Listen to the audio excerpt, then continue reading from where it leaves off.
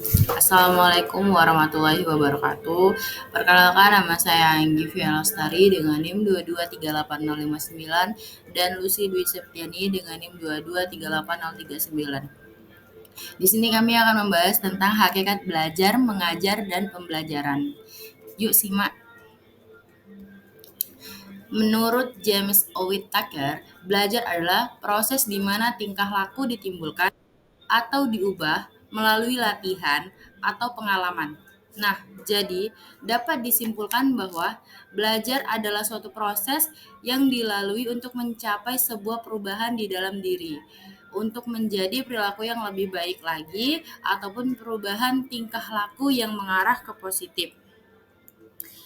Belajar itu suatu keadaan di mana dari yang kita tidak mengerti menjadi mengerti, dari yang tidak tahu menjadi tahu, dan dari yang tidak bisa menjadi bisa.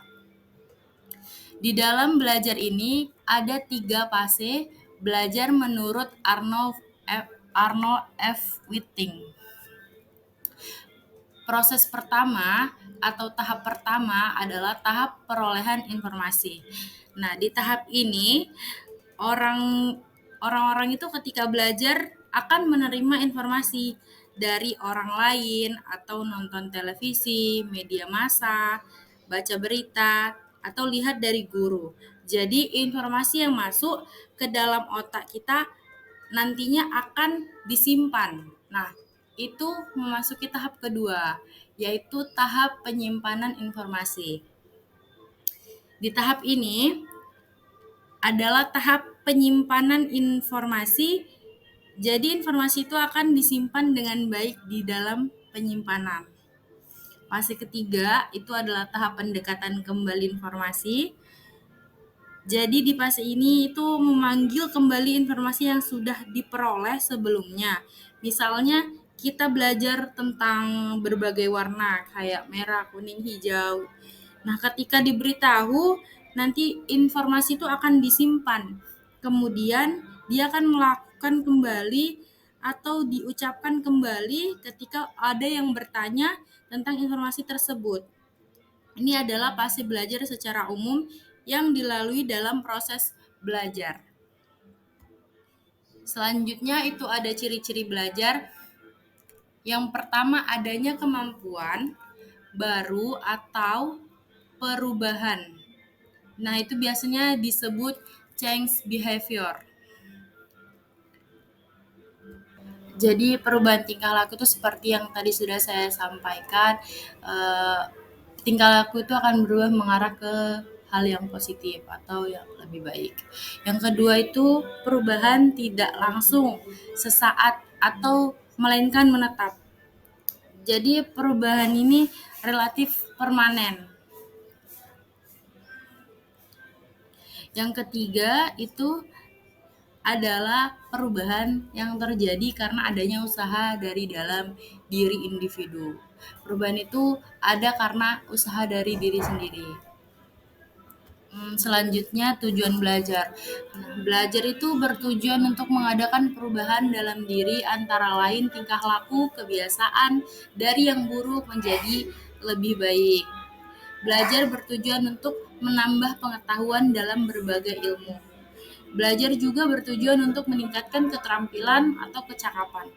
Belajar juga bertujuan untuk mengubah sikap dari yang negatif menjadi positif. Mengajar dan pembelajaran. Menurut Gagne, guru berperan penting selama mengajar, di mana guru berperan sebagai fasilitator atau pembimbing selama terjadinya pembelajaran. Menurut Sanjaya 2011, mengajar adalah sebuah proses penyampaian informasi atau pengetahuan dari guru kepada siswa. Jadi dapat kita simpulkan bahwa mengajar itu adalah menanamkan pengetahuan dan keterampilan.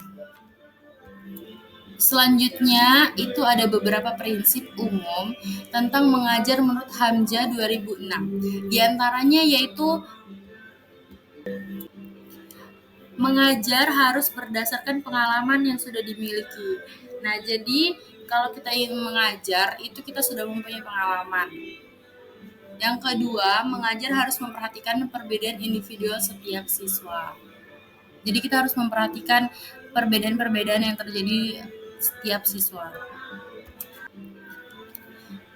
Di dalam proses belajar mengajar ini berlangsung juga tidak terlepas dari komponen yang ada di dalamnya. Yang pertama itu ada peserta didik, yang kedua ada guru, yang ketiga ada tujuan pembelajaran, yang keempat ada materi atau isi yang akan diajarkan, yang kelima ada metode pembelajaran, yang keenam ada media pembelajaran, dan yang ketujuh ada evaluasi. Selanjutnya, di dalam pembelajaran ini ada metodenya. Metode pembelajaran ini digunakan dalam kegiatan belajar mengajar. Contohnya seperti yang pertama, metode tanya jawab, di mana kita memberikan pertanyaan, lalu kemudian mereka akan memberikan jawaban. Metode yang kedua adalah metode ceramah, di mana kita menjelaskan materi apa yang sudah kita sampaikan atau yang akan kita bawakan. Metode yang ketiga adalah metode diskusi, di mana kita akan memberikan masalah, lalu kita memberikan kesempatan kepada siswa untuk mencari solusi. Dan yang keempat ada metode pemberian tugas, di mana kita akan memberikan tugas kepada siswa. Yang kelima ada metode demonstrasi dan eksperimen. Dan yang keenam ada metode simulasi. Hakikatnya, belajar merupakan suatu proses yang berkesinambungan yang berlangsung sejak lahir hingga akhir hayat. Di dalam belajar terjadi adanya perubahan tingkah laku yang bersifat relatif permanen. Hasil belajar ditujukan dengan tingkah laku. Dalam belajar ada aspek yang berperan yaitu motivasi, emosional, sikap, dan yang lainnya. Jadi dalam belajar ini kita akan melakukan perubahan yang mengarah ke positif. Dan perubahan itu terjadi karena adanya usaha dari diri kita sendiri. Baiklah, itu tadi hakikat belajar, pembelajaran mengajar yang dapat kami sampaikan. Sekian dan terima kasih.